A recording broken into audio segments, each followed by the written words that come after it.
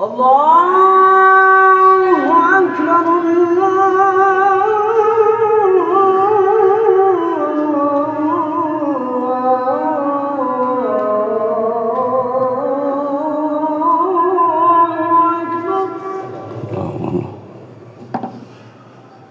أشهد أن لا إله إلا الله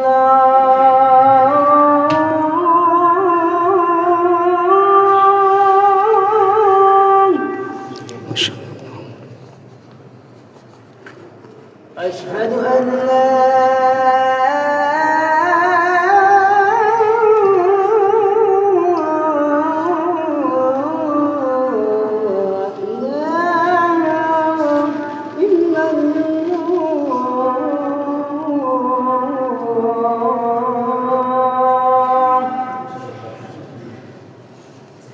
أشهد أن محمدًا رسول الله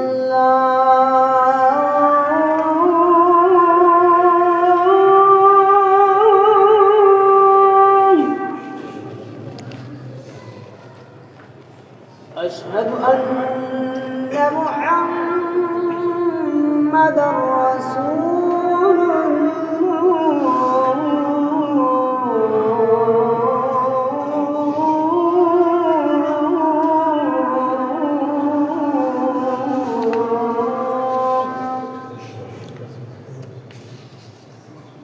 حي على الصلاة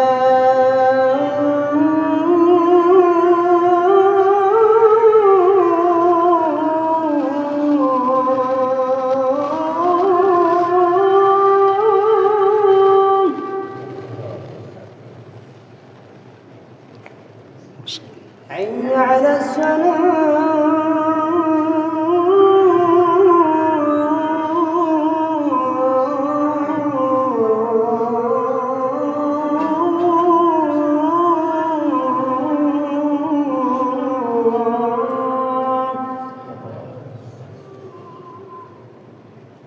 حي على الفلاح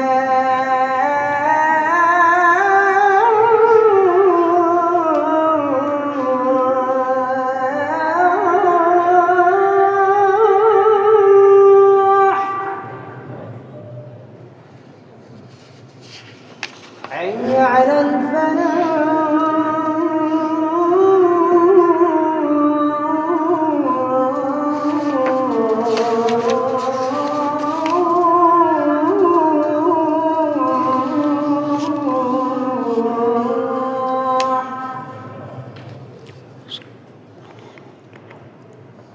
الله أكبر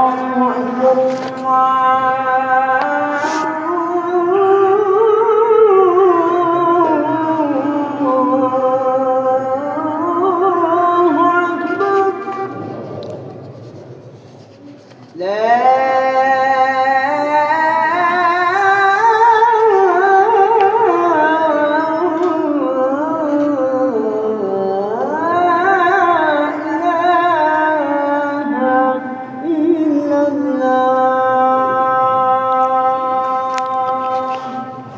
اللهم صل على محمد.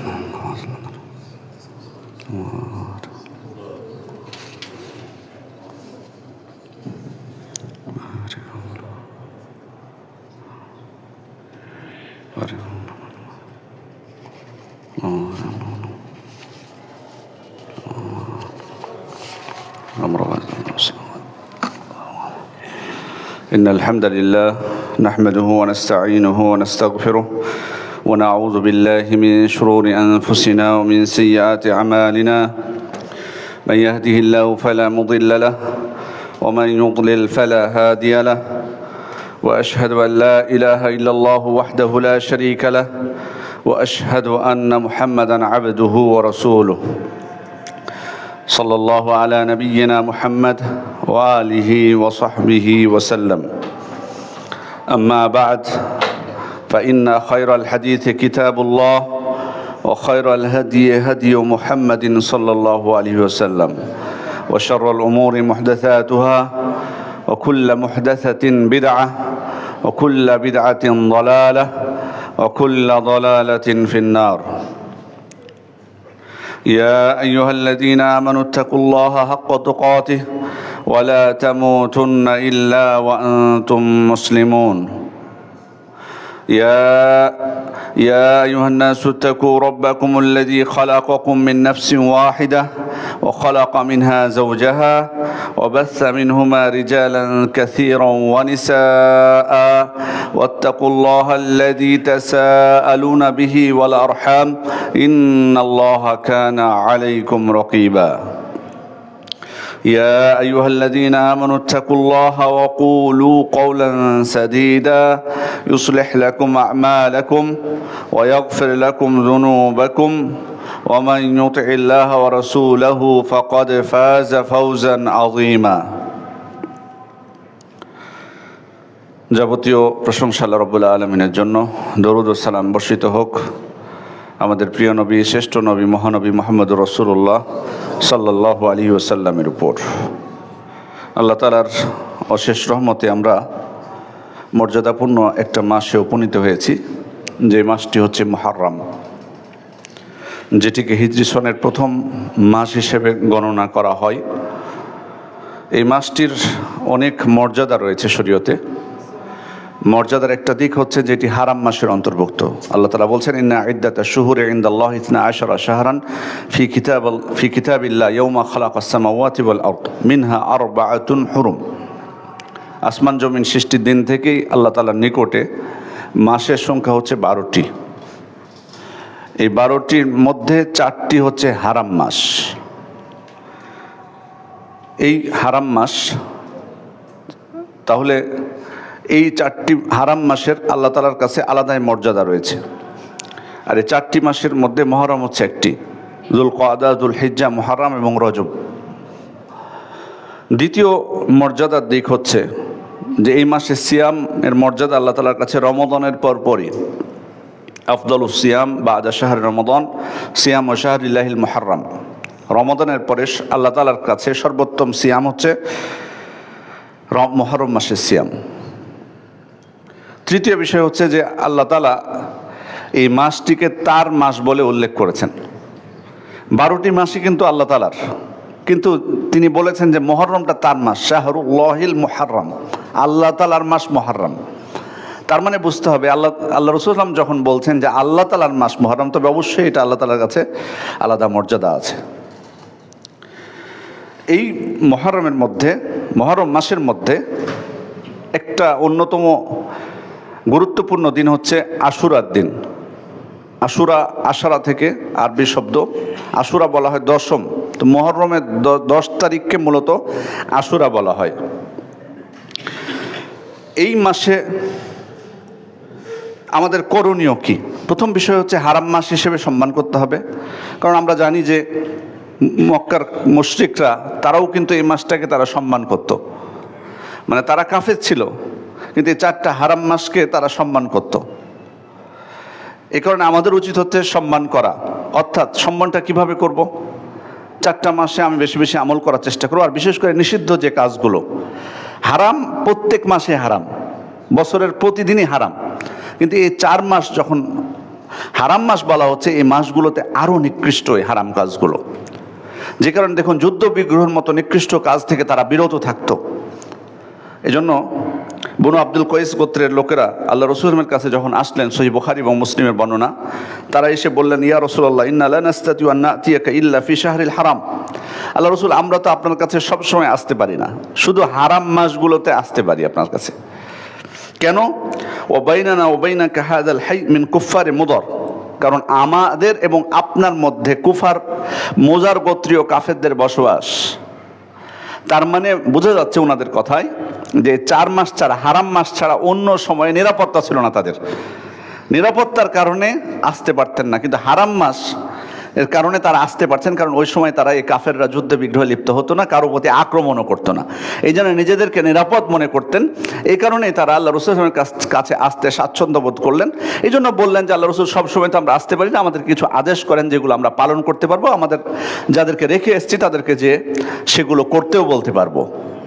তাহলে এখান থেকে বোঝা যাচ্ছে যে যেখানে কাফেররা এই মাসটাকে সম্মান করত, অপরাধ থেকে নিজেদেরকে বিরত রাখতো, সেখানে মুসলিম হিসেবে আমরা কি বেশি অগ্রাধিকার নয় যে এই মাসটাকে আমরা সম্মান করব, যেহেতু এটা আল্লাহ তাআলা তাকে নিজের মাস বলেছেন, বিশেষ করে মুহররম মাসটিকে, সেহেতু আমাদের আরও বেশি সম্মান করা উচিত। দ্বিতীয় যে করণীয় সেটা হচ্ছে সিয়াম পালন করা। যেহেতু আল্লাহ রাসূল সাল্লাল্লাহু আলাইহি ওয়াসাল্লাম বলেছেন যে রমাদানের পরে মুহররম মাসের সিয়াম আল্লাহ তাআলার কাছে বেশি উত্তম, যেহেতু রমাদানের পরে। এজন্য সর্বোচ্চ চেষ্টা করব, বিশেষ করে প্রতিদিন না পারলেও। আল্লাহ রাসূল সাল্লাল্লাহু আলাইহি ওয়াসাল্লাম কিন্তু মানে রমাদান ছাড়া অন্য কোনো মাস প্রত্যেক দিন সিয়াম পালন করেননি, সে কারণে প্রতিদিন রাখতে হবে এটা না, কিন্তু বিশেষ করে হয়তো আরও মুহররমের সাথে আরও কিছু মর্যাদা লাভ করার জন্য আপনি সোমবার, বৃহস্পতিবার রাখতে পারেন, কম আইয়ামে বীজের দিনগুলোতে রাখতে পারি। আর বিশেষ করে আশুরার দিন এই সিয়ামটা আমরা পালন করব। এটার আবার আলাদা আল্লাহ তাআলার কাছে মর্যাদা আছে। আশুরা আমাদের আগামী রবিবার, অর্থাৎ ওই দিন যদি আমরা সিয়াম পালন করতে চাই তাহলে আগামীকাল শনিবার রাত্রে আমাদেরকে নিয়ত করতে হবে বা সাহারি খেতে হবে। এই দিনে মক্কায় যখন আল্লাহ রাসূল সাল্লাল্লাহু আলাইহি ওয়াসাল্লাম ছিলেন তখনও তিনি কিন্তু সিয়াম পালন করতেন। এবং আয়েশা রাদিয়াল্লাহু আনহা থেকে বর্ণিত, তিনি বলছেন যে আল্লাহ রাসূল সাল্লাল্লাহু আলাইহি ওয়াসাল্লাম কানা ইয়াউমু আশুরা তাসুমুহু কুরাইশ ফিল জাহিলিয়া, জাহিলু যুগে কুরাইশরাও এই দিনে আশুরার দিনে সিয়াম পালন করত। কুরাইশদের কথা বলছেন। ওকানা রাসূলুল্লাহ সাল্লাল্লাহু আলাইহি ওয়াসাল্লাম ইয়াসুমু, এবং আল্লাহ রাসূল সাল্লাল্লাহু আলাইহি ওয়াসাল্লাম সিয়াম পালন করতেন। ফালাম্মা কদিমাল মাদিনা, মানে মক্কায় থাকতেও আল্লাহ রাসূল সাল্লাল্লাহু আলাইহি ওয়াসাল্লাম আশুরার দিনে সিয়াম পালন করেছেন এবং কুরাইশরাও পালন করত। মদিনায় যখন আসলেন, সামাহু আমরা বিসিয়ামিহি, তিনি নিজেও সিয়াম পালন করলেন, অন্যদেরকেও সিয়াম পালন করতে বললেন। ফালাম্মা ফুরিদা রমাদান তারাকা ইয়াউমা আশুরা, রমাদান মাসের সিয়াম যখন ফরজ হলো দ্বিতীয় হিজরিতে, তখন তিনি আশুরার সিয়ামটা বাধ্যতামূলক করলেন না। ফামান শাআ সামাহু ওয়া মান শাআ তারাকাহু, কেউ ইচ্ছা করলে রাখতে পারে, কেউ ইচ্ছা করলে ছেড়ে দিতে পারে। তার মানে এই হাদিস থেকে, সহিহ বুখারী এবং মুসলিমের হাদিস, আয়েশা রাদিয়াল্লাহু আনহা বর্ণিত, যেটা বোঝা যাচ্ছে যে আশুরার সিয়াম একসময় ফরজ ছিল, ওয়াজিব ছিল। যখন রমাদান মাসের সিয়াম ফরজ হলো তখন সেটা রহিত হয়ে গেছে, ওয়াজিবটা। তবে এটা শরীয়ত সম্মত এখনো আছে, তবে কেউ ইচ্ছা করলে রাখতে পারে, কেউ ইচ্ছা করলে ছেড়েও দিতে পারে। মদিনা হিজরতের পর আল্লাহ রাসূল সাল্লাল্লাহু আলাইহি ওয়াসাল্লাম নিজে সিয়াম পালন করলেন, সাহাবা একরামকে পালন করতে বললেন। এমনকি তিনি ইহুদিদেরকে দেখতে পেলেন যে তারাও এই দিনে সিয়াম পালন করছে। তিনি তখন তাদেরকে বললেন, মা হাদা, ক্বালু হাদা ইয়াউমুন সালিহ, হাদা ইয়াউমুন নাজ্জাল্লাহু বানি ইসরাঈল মিন আদুউহিম। ইহুদিদেরকে আল্লাহ রাসূল সাল্লাল্লাহু আলাইহি ওয়াসাল্লাম জিজ্ঞেস করলেন যে তোমরা কেন আবার এই দিনে সিয়াম পালন করছো? তো তারা বললেন যে এই দিনটা আমাদের কাছে খুব উত্তম, এই দিনে আল্লাহ তাআলা বনু ইসরাঈলকে তার শত্রুদের হাত থেকে রক্ষা করেছিলেন, অর্থাৎ মুসা আলাইহিস সালাম এবং বনু ইসরাঈলকে ফিরআউন এবং তার সম্প্রদায়ের কবল থেকে আল্লাহ তাআলা রক্ষা করেছিলেন। তখন আল্লাহ রাসূল সাল্লাল্লাহু আলাইহি ওয়াসাল্লাম বলছেন, আনা আহাক্কু বিমূসা মিনকুম, আমি তো মুসার ক্ষেত্রে বেশি, তোমাদের থেকে বেশি হকদার, আমি তোমাদের থেকে বেশি হকদার, কারণ আমি নবী, মুসা আলাইহিস সালামও নবী ছিলেন। যে দিন আমি নিয়ে এসেছি ওই দিন মুসা আলাইহিস সালাম নিয়ে এসেছেন, যে ইসলাম নিয়ে এসেছি ওই ইসলাম তিনিও নিয়ে এসেছিলেন। কিন্তু তোমরা ইহুদিরা সেটাকে বিকৃত করেছো। তোমরা যদি মুসা আলাইহিস সালাম রেখেছেন বলে তোমরা রাখতে পারো, তাহলে আমি তো বেশি হকদার, কারণ আমি তার দিন বিকৃত করিনি, আমি তো নবী। এই জন্য আল্লাহ রাসূল সাল্লাল্লাহু আলাইহি ওয়াসাল্লাম অন্য হাদিসে সহিহ বুখারীর বর্ণনা, আবু হুরায়রা রাদিয়াল্লাহু আনহু থেকে বর্ণিত, তিনি বলছেন, আনা আউলান নাস বিঈসা ইবনে মারইয়াম ফিদ দুনিয়া ওয়াল আখিরা, অর্থাৎ আমি দুনিয়া এবং আখিরাতে ঈসা ইবনে মারইয়ামের সব থেকে বেশি নিকটের, বেশি ঘনিষ্ঠ। ঈসা ইবনে মারইয়ামের কথা বলছেন। ওয়াল আম্বিয়া ইখওয়াতুন লিআল্লাত, সকল নবীগণ একই পিতার সন্তানের মতো। উম্মাহাতুহুম শাত্তা, তাদের মা ভিন্ন শুধু, মানে সকলেই একই পিতার সন্তানের মতো। ওয়া দীনুহুম ওয়াহিদ, তাদের সকলের দিন হচ্ছে এক। এই কারণে আল্লাহ রাসূল সাল্লাল্লাহু আলাইহি ওয়াসাল্লাম বলেছেন যে আমি মুসার ক্ষেত্রে বেশি হকদার, কারণ সে যে দিন নিয়ে এসেছে ওই দিনই আমি নিয়ে এসেছি। হ্যাঁ, কিছু পার্থক্য থাকতে পারে বিধিবিধানে, যেগুলো শাখা প্রশাখা আছে, কিছু বিধিবিধানে পার্থক্য থাকতে পারে, কিন্তু মৌলিক যে উসুল দিনের সেটা কিন্তু সব নবীর একই ছিল। সে কারণে উনি বললেন যে তোমরা তো মুসা আলাইহিস সালাম যে দিন নিয়ে এসেছিল সে দিনের উপর থাকোনি, তোমরা সেটাকে তাওরাতকে বিকৃত করেছো, অতএব আমি বেশি হকদার। এরপর আল্লাহ রাসূল সাল্লাল্লাহু আলাইহি ওয়াসাল্লাম নিজে সিয়াম পালন তো করতেন, আগে থেকে তিনি করলেন এবং অন্যদেরকেও করতে বললেন। এই সিয়ামের ফজিলত কি, মর্যাদা কি? সহিহ বুখারীর বর্ণনা, আব্দুল্লাহ ইবনে আব্বাস রাদিয়াল্লাহু আনহু বলছেন, মা রাআইতু নবী সাল্লাল্লাহু আলাইহি ওয়াসাল্লাম ইয়াতাহাররা সিয়ামা ইয়াউমিন ফাদ্দালাহু আলা গায়রিহি ইল্লা হাযাল ইয়াউম ইয়াউম আশুরা। রাসূল সাল্লামকে আশুরার দিনে সিয়ামের উপরে অন্য কোনো সিয়ামকে আমি প্রাধান্য দিতে দেখিনি। রমাদান মাসের পরে, আশুরার দিনের পরে অন্য কোনো সিয়ামকে আমি প্রাধান্য দিতে দেখিনি। তিনি এতটাই প্রাধান্য দিতেন আশুরার সিয়ামকে। তাহলে এটা একটা ফজিলত। দ্বিতীয় হচ্ছে, আল্লাহ রাসূল সাল্লাল্লাহু আলাইহি ওয়াসাল্লাম বলছেন, সাওমু ইয়াউমে আশুরা আহতাসিবু আলাল্লাহি আন ইউকাফিরা সানা আল্লাতী ক্বাবলা। আশুরা সিয়ামের বিষয়ে আমি আশা করি আল্লাহ তাআলা এর মাধ্যমে বিগত 1 বছরের পাপ মোচন করে দিবেন। তাহলে একটা সিয়ামের মাধ্যমে আল্লাহ তাআলার আমাদের পাপ মোচন করে দেবেন বিগত 1 বছরের। এর থেকে আর কি মর্যাদা হতে পারে? এই জন্য সকলে আমরা রাখার চেষ্টা করব। আশুরা সিয়াম প্রত্যেকে আমরা চেষ্টা করব। বিশেষ করে সেদিন কিন্তু আমাদের অনেকেরই কর্মব্যস্ততাও নেই, ছুটি ঘোষণা করা হয়। যদিও তারা আশুরার জন্য ছুটি ঘোষণা করে না, কিন্তু যেহেতু করা আছে আমাদের পাচ্ছি আলহামদুলিল্লাহ। এই জন্য আমাদের কাজকর্ম খুব বেশি থাকে না। আমরা সেদিন বিশেষ করে চাকরিজীবী যারা, তারা রাখার সুবর্ণ সুযোগ। আর এর সাথে শুধু ওই দিন নয়, বরং যদি আমরা আগের দিন 9 তারিখ রাখতে পারি, এটা সব থেকে সর্বোত্তম হবে। কারণ আল্লাহ রাসূল সাল্লাল্লাহু আলাইহি ওয়াসাল্লামকে এসে সাহাবা ইকরাম বললেন, যখন তিনি আশুরা সিয়াম পালন করছিলেন, ইন্নাহু ইয়াউমুন তুআযযিমুহুল ইয়াহুদ। আল্লাহ রাসূল, ইহুদিরাও তো এই দিনকে সম্মান করে, অর্থাৎ তারাও তো সিয়াম পালন করছে। মানে তারা চাচ্ছিলেন যে তারাও সিয়াম পালন করছে, আমরাও সিয়াম পালন করছি, মানে একবারে এক হয়ে যাচ্ছে, ওই দিনটাকে আমরা পালন করছি। তখন আল্লাহ রাসূল সাল্লাল্লাহু আলাইহি ওয়াসাল্লাম তাদেরকে বললেন, ফাইযা কানাল আমুল মুকবিল সুমনাল ইয়াউমাত তাসি। সামনের বছর ইনশাআল্লাহ আমি তাহলে 9 তারিখেও রাখবো। মানে তাদের বিপরীতটা করার জন্য, বৈপরীত্যের জন্য, তাদের মুখালাফার জন্য। এখান থেকে একটা জিনিস বোঝা যায় যে ইহুদিদের মুখালাফা এটা কোনো কোনো সময় কিন্তু ওয়াজিব, বাধ্যতামূলক, আমাকে করতে হবে, এলাও না। তারা করে, আমার করার উপায় নেই, শরীয়ত অনুমোদন দেয়নি আমাকে। কিন্তু কিছু কিছু ক্ষেত্রে মুস্তাহাব, উত্তম। মানে তারা করে বলে যে আমাকে বিপরীতটা করতে হবে সেটা না, কিন্তু বিপরীত করাটা ভালো, তার মধ্যে এটা একটা বিধান। এই জন্য আল্লাহ রাসূল সাল্লাল্লাহু আলাইহি ওয়াসাল্লাম আশা পোষণ করলেন। কিন্তু কি হলো, ফালাম ইয়াতিল আমুল মুকবিল হাত্তা তুফিয়া রাসূলুল্লাহ সাল্লাল্লাহু আলাইহি ওয়াসাল্লাম। পরের বছর আসার আগেই আল্লাহ রাসূল সাল্লাল্লাহু আলাইহি ওয়াসাল্লাম মারা গেলেন। কিন্তু তার নির্দেশনা আমাদের কাছে আছে, সাহাবা ইকরামের কাছে আছে। যেহেতু তিনি আশা পোষণ করেছিলেন যে রাখবেন, তার মানে এটা আমাদের জন্য নির্দেশনা তিনি দিয়ে গেছেন রাখার জন্য তার আগের দিন।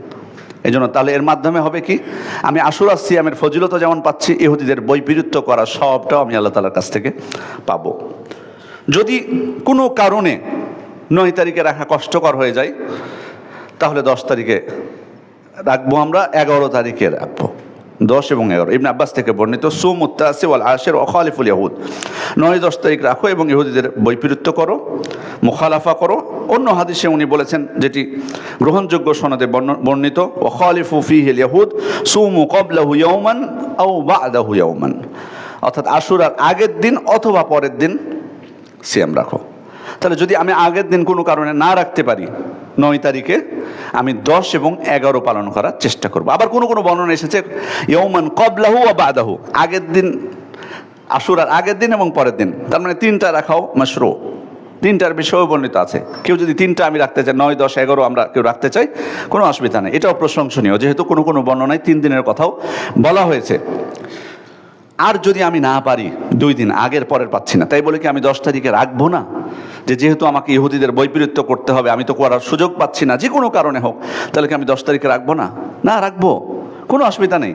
আমি যেমনটা বলেছি, বৈপরীত্য কোনো কোনো সময় ওয়াজিব হয়, বাধ্যতামূলক, আবার কোনো কোনো সময় মুস্তাহাব, উত্তম।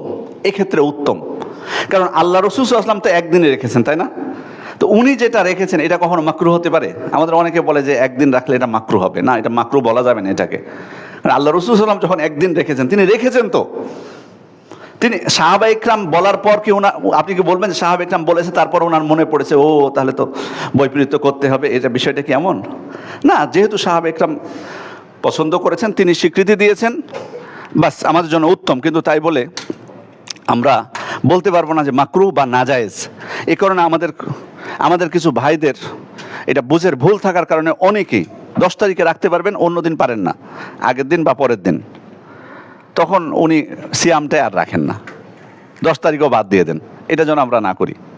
কারণ ফজিলত তো 10 তারিখে, সর্বোত্তম উত্তম বিষয়টা ভিন্ন, আমি পাচ্ছি না সেটা ভিন্ন বিষয়। এই জন্য আমি আবারও বলে দিচ্ছি, হয়তো আমাদের বোনদের কাছে মাইকে সাউন্ড যায়নি, আমি আবারও বলছি, যদি আপনারা 9 বা 11 না পারেন, শুধু একদিন পারেন তো একদিনই রাখবেন, এটা মাকরু হবে না, নিষিদ্ধ হবে না। সম্মানিত উপস্থিতি, এই আশুরার উপর ভিত্তি করে আশুরা সংক্রান্ত আমাদের করণীয় হচ্ছে এগুলো। এর সাথে কেউ কেউ বাড়তি কিছু হাদিস বানিয়ে সমাজে প্রচার করে, যেগুলো আসলে আমাদের জন্য অনুকরণীয় নয়। যেমন কিছু আপনাদেরকে দুর্বল বা জাল বর্ণনা বলছি, ইঙ্গিত দিচ্ছি শুধুমাত্র, ওইগুলো আমল করার জন্য না, সতর্ক থাকার জন্য। যে কেউ যদি আশুরার দিন পরিবার পরিজনের জন্য উদার হস্তে খরচ করে, তাহলে আল্লাহ সারা বছর উদার হস্তে তাকে দান করবেন। সুবহানাল্লাহ বলেন না। দুর্বল হাদিস গ্রহণযোগ্য না। তবে এই হাদিসকে আমাদের বোনেরা পছন্দ করবে, কারণ বলা হয়েছে উদার হস্তে পরিবারের জন্য খরচ করবে। যদি সহিহ হতো ওনাদের জন্য মাশাআল্লাহ। তারপরে দ্বিতীয় হচ্ছে, এই দিন যারা চোখের সুরমা ব্যবহার করবে আশুরার দিন, তাদের চোখের কোনো রোগ হবে না। মাউদু, জাল বর্ণনা। আশুরা হলো তোমাদের পূর্ববর্তী নবীদের ঈদের দিন, সুতরাং তোমরা এই দিন সিয়াম পালন করো। সিয়াম তো আমরা পালন করব, কিন্তু পূর্ববর্তী নবীদের ঈদের দিন এটা বলা যাবে না। আশুরার দিন সিয়াম পালন করলে আল্লাহ তার জন্য 70 বছরের সিয়াম ও কিয়ামের নেকি লিখে দিবেন। যে আশুরা সিয়াম পালন করবে তার জন্য 10,000 ফেরেশতার সমান সওয়াব দেওয়া হবে। আর যে আশুরার দিন সিয়াম পালন করবে তাকে হজ ও উমরা সওয়াব দেওয়া হবে। এগুলো দুর্বল বর্ণনা, এগুলো আমাদের বিশ্বাস করা যাবে না। আশুরা সিয়াম আমাদের জন্য মাশরু, যথেষ্ট। যেগুলো ফজিলত বর্ণিত আছে এগুলোই আমাদের এই সিয়ামের জন্য উৎসাহমূলক, এর বেশি বাড়তি আমাদের প্রয়োজন না ইনশাল্লাহ। আবার সালাতের কথা, এই দিনে বিশেষ সালাতের কথাও বলা হয়েছে কিছু কিছু দুর্বল বর্ণনায়। যেমন বলা হয়েছে, আশুরার দিনে যে ব্যক্তি 4 রাকাত সালাত আদায় করবে এবং প্রত্যেক রাকাতে একবার সূরা ফাতিহা, 50 বার সূরা ইখলাস তেলাওয়াত করবে, আল্লাহ তাআলা তার অতীতের 50 বছরের গুনাহ এবং ভবিষ্যতের 50 বছরের গুনাহ ক্ষমা করে দিবেন। অনেকের মুখ দিয়ে সুবহানাল্লাহ বের হয়ে যাচ্ছে ভুলে। সতর্ক থাকতে হবে। যে ব্যক্তি আশুরার দিনে জোহর ও আসরের সালাতের মাঝখানে, এটা বেশি খেয়াল করুন, জোহর এবং আসরের সালাতের মাঝখানে 40 রাকাত সালাত আদায় করবে, প্রত্যেক রাকাতে একবার সূরা ফাতিহা, 10 বার আয়াতুল কুরসি, 10 বার সূরা ইখলাস, 5 বার সূরা আলাক, 5 বার সূরা নাস তেলাওয়াত করবে, আল্লাহ তাআলা তাকে জান্নাতুল ফেরদাউস দান করবেন। মাউদু, জাল হাদিস। আপনি খেয়াল করুন, এটা অসম্ভব। উনি বলছেন জোহর এবং আসরের মাঝখানে 40 রাকাত সালাত। খেয়াল করে দেখবেন, জোহর এবং আসরের মধ্যে প্রত্যেক রাকাতে, আবার এত সহজ না যে শুধু ইখলাস পড়ে পার হয়ে যাবেন। বলতেছে প্রত্যেক রাকাতে, জি, প্রত্যেক রাকাতে 10 বার আয়াতুল কুরসি সূরা ফাতিহার সাথে। আয়াতুল কুরসি পড়তে কতক্ষণ সময় লাগে আমরা জানি। প্রতি রাকাতে, মানে 40 রাকাতেই 10 বার করে আয়াতুল কুরসি পড়তে হবে, 10 বার সূরা ইখলাস পড়তে হবে, 5 বার সূরা আলাক, 5 বার সূরা নাস। তো জোহর এবং আসরের মধ্যে তো সম্ভব না। যারা জোহর আসর দেখবেন যে এগুলো আমল করবে তারাই, যারা জোহর আসরের সালাত পড়ে না তারা এগুলো আমল করবে। দেখেন না, ওই যে 15 শাবানের রাত্রিতে 100 রাকাত সালাত পড়ে, কারা যায় এগুলো পড়তে? সারা বছর মসজিদের সাথে সাথে সম্পর্ক থাকে না, তারাই যায়। তো ওই আমি এই হাদিস এইটা যখন দেখলাম, আমি বর্ণনাটা, তখন বললাম যে হ্যাঁ, যারা জোহর এবং আসর পড়ে না তাদের জন্য সম্ভব, এটা সহজ হবে। শেখুল ইসলাম ইবনে তাইমিয়া রাহমাতুল্লাহ আলাইহি বলছেন, সিয়াম ব্যতীত আশুরা সম্পর্কিত কোনো সহিহ হাদিস নেই। স্পষ্ট ওনার বক্তব্য। এই দিনে নির্দিষ্ট সালাতের ফজিলত সম্পর্কে যে বর্ণনা এসেছে, প্রসিদ্ধ মুহাদ্দিসগণের ঐক্যমতে তার সবগুলোই মিথ্যা এবং বানাওয়াট। মুহাক্কিক আলেমদের কেউ তাদের কিতাবসমূহে এ সমস্ত হাদিস সংকলন করেননি। আমি আপনাদেরকে বলার উদ্দেশ্য হলো, আপনারা আবার বলবেন যে এগুলো আপনি কেন প্রচার করছেন। উদ্দেশ্য হলো, প্রচার অলরেডি আছে, শুধু সতর্ক থাকার জন্য আমরা যাতে বিভ্রান্ত না হই। সম্মানিত উপস্থিতি, শরীয়ত বিরোধী কিছু কাজ আছে এই মাসে। যেমন হুসাইন রাদিয়াল্লাহু আনহুর মৃত্যুবার্ষিকী পালন করা। আমরা জানি যে একজন মানুষ মারা গেলে, স্বাভাবিকভাবে প্রত্যেক মুসলিম ব্যক্তি মারা গেলে আমাদের করণীয় কি? তার মৃত্যুর সংবাদ শুনে ইন্না লিল্লাহি পাঠ করা, তার জন্য দোয়া করা, তার দাফন কাফনের ব্যবস্থা করা। তারপরে তার মৃত্যুর পরে আমরা তার জন্য দোয়া তো অব্যাহত রাখবো। তার যারা আত্মীয় স্বজন আছে তারা তার জন্য দান করবেন, সৎ সন্তান তারা দোয়া করবেন। মৃত ব্যক্তির জন্য করণীয় জানি, কিন্তু মৃত্যুবার্ষিকী পালন করা বা যে কোনো বার্ষিকী পালন করা মৃত্যু উপলক্ষে যে কোনো মুসলিমের জন্য, এটা ইসলাম সম্মত নয়। ইসলাম বহির্ভূত কাজ, যার জন্যই হোক না কেন সেটা। রাসূল সাল্লাল্লাহু আলাইহি ওয়াসাল্লামের জন্মদিন যদি আমরা পালন করতে না পারি, রাসূল সাল্লাল্লাহু আলাইহি ওয়াসাল্লামের মৃত্যুবার্ষিকী যদি আমরা পালন করতে না পারি, তাহলে আর কার পালন করতে পারবো? এটুকু তো কমপক্ষে একটু বোঝা উচিত। সুতরাং মৃত্যুবার্ষিকী পালন করা কারো জন্য বৈধতা নয়। হ্যাঁ, উনি মারা গেছেন মহরমের 10 তারিখে, এটা সত্য ঘটনা, কিন্তু পালন করার কোনো বা শোক প্রকাশ করার কোনো অধিকার নেই। দ্বিতীয় হচ্ছে মাতম করা। যেমন আপনি জানেন যে এই দিনে কি করে, আমার থেকে আপনারা অনেকে হয়তো স্বচক্ষে দেখেছেন, অভিজ্ঞ বেশি এই বিষয়গুলোতে। হাই হুসাইন বিলাপ করা, বুক চাপড়ানো, মাথায় কালো কাপড় বেঁধে শোক প্রকাশ করা, এগুলো সম্পূর্ণ হারাম এবং কবিরা গুনাহ। আল্লাহ রাসূল সাল্লাল্লাহু আলাইহি ওয়াসাল্লাম এই বিষয়ে অনেক আগেই বলে গেছেন, লাইসা মিন্না মান দারাবাল খুদুদ ওয়া শাক্কাল জুয়ুব ওয়া দাআ বিদাওয়াল জাহিলিয়া। যারা শোকে মুখে আঘাত করে, মুখ থাপড়াবে মানে গালে থাপড়াবে, তারপরে তার কাপড় চোপড় ছিঁড়ে ফেলবে এবং জোরে চিৎকার করে কান্নাকাটি করবে, সে আমার দলভুক্ত নয়। স্পষ্ট আল্লাহ রাসূল সাল্লাল্লাহু আলাইহি ওয়াসাল্লাম বলেছেন। অতএব এই কাজগুলো কারো মৃত্যু উপলক্ষে, শোক উপলক্ষে, এগুলো স্পষ্ট হারাম। মারথিয়া যেটাকে বলা হয়, মারথা, এটাও শোক গাথা বা শোক সঙ্গীত। কারবালার ইতিহাসকে কেন্দ্র করে বহু কবিতা আছে, গান আছে, তারপরে নাটক তো আছেই, গল্প উপন্যাস, তারপরে মীর মোশাররফ হোসেনের বিশাল সন্ধ্যতা আছেই, যেটা সব থেকে আমাদের মুসলিম সমাজকে, বাংলার সমাজকে নষ্ট করেছে, বিভ্রান্ত করেছে এই বিষাদ সিন্ধু। মিথ্যা কাহিনীতে ভরপুর। এই বইটা হলো নষ্টের মূল, একটা সমাজকে নষ্টের মূল হলে এই বইটা একটা সঠিক। এই জন্য আপনি দেখবেন সিয়াম পালন করে ঠিক বহু মানুষ আশুরার দিনে, কিন্তু আমি আপনি যে উদ্দেশ্যে করছি ওরা সে উদ্দেশ্যে না। এগুলোর হলো নষ্ট করা হলো মূল, হলো এগুলো।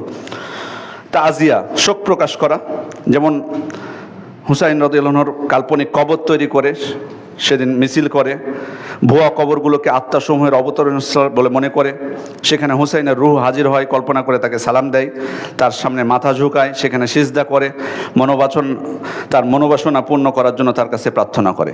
এগুলো যে স্পষ্ট বড় শিরক, এতে আমাদের কোনো সন্দেহ নেই। তারপরে হচ্ছে সাহাবা ইকরামকে গালিগালাজ করা। হুসাইন রাদিয়াল্লাহু আনহুকে মর্যাদা দিলাম, তিনিও সাহাবী ছিলেন, কিন্তু তাই বলে আমি যদি আয়েশা রাদিয়াল্লাহু আনহাকে গালিগালাজ করি, তাহলে আমি কিসের মুসলিম? যেখানে আয়েশা রাদিয়াল্লাহু আনহাকে আল্লাহ তাআলা স্বয়ং পবিত্র কোরআনে সার্টিফাই করেছেন, তাকে পবিত্র বলে উল্লেখ করেছেন, আপনি যদি এই দিনে, বিশেষ করে এই দিনে অনেকে করে কি, কিছু কিছু সমাজে আছে, ছাগল বেঁধে লাঠি পেটা এবং অস্ত্রাঘাত করে, মানে এই ছাগলটাকে, মানে যেটা বকরি বলা হয়, মানে মাদি যেটা, সেটাকে বেঁধে লাঠি পেটা করে, আঘাত করে। কেন করে? ওটাকে আয়েশা রাদিয়াল্লাহু আনহা বানায়, কল্পনা করে যেটা আয়েশা রাদিয়াল্লাহু আনহা, তারপর তাকে পিটায়, মানে তাকে হত্যা করতে হবে, সে যদি অশ্লীল কাজে লিপ্ত হয়েছে, নাউজুবিল্লাহ মিন যালিক। অথচ পবিত্র কোরআনে আল্লাহ তাআলা তাকে আরশের উপর থেকে তাকে সার্টিফাই করেছেন, তাকে পবিত্র বলে আখ্যায়িত করেছেন। সুতরাং এখন যদি কেউ আয়েশা রাদিয়াল্লাহু আনহার ব্যাপারে খারাপ ধারণা পোষণ করে, তো কোরআনকে স্পষ্ট অস্বীকারী সে। আর আমরা তাদের জন্য হাই হুতাশ করি, কান্না করি, মায়া দেখাতে যাই। সম্মানিত উপস্থিতি, সাহাবা ইকরামের বিষয়ে যে কোনো ইতিহাসকে কেন্দ্র করে কোনো সাহাবা ইকরামের ব্যাপারে যদি কোনো ভুল কিছু আমরা দেখি, আমাদের চুপ থাকতে হবে। কারণ আল্লাহ তাআলাই তাদেরকে সার্টিফাই করেছেন, তাদেরকে মানদণ্ড করে দিয়েছেন আমাদের ইমানের ক্ষেত্রে। আমভাবে বলেছেন, ফাইন আমানু বিমিসলি মা আমানতুম বিহি ফাকাদ ইহতাদাউ। সাহাবা ইকরাম তোমরা যেভাবে ঈমান এনেছো, সেভাবে যদি তারাও ঈমান আনে, তাহলে তারা হেদায়েত প্রাপ্ত হবে। তাহলে আমি আপনি সাহাবা ইকরামকে একজনকেও গালি দেওয়ার কোনো অধিকার রাখি না, খারাপ মন্তব্য করার অধিকার রাখি না। যদি আমাদের কাছে মনে হয় যে এটা ভুল, চুপ থাকতে হবে।